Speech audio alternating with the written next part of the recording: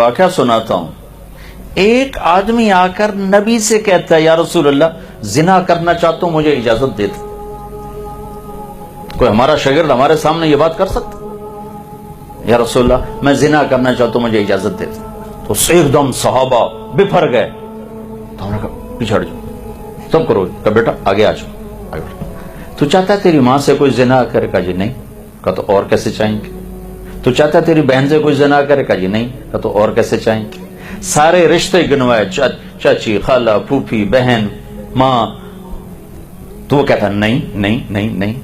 کہا پھر اور کیسے چاہیں گے؟ پھر اور کیسے چاہیں گے؟ پھر آپ نے اس کے سینے پہ ہاتھ رکھا. اللہم طہر قلبہ واغفر ذنبہ وحسن فرجہ.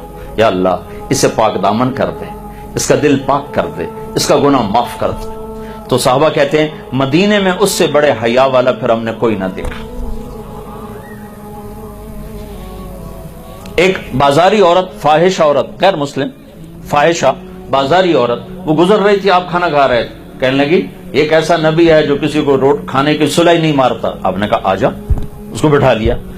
کہا کھا نہیں, وہ نہیں کھاؤں گی. وہ تو ٹانٹنگ کر رہی تھی, ذلیل کرنا چاہتی.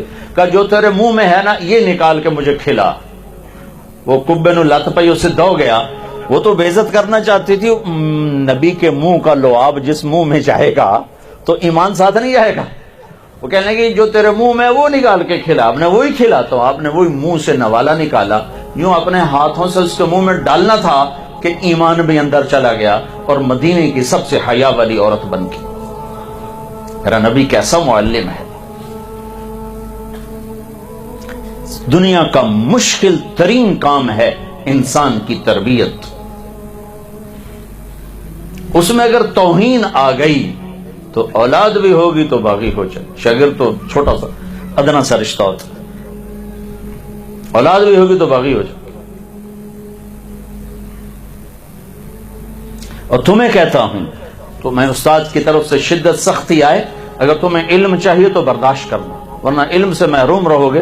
ہاں روٹی چھوٹی کما لو,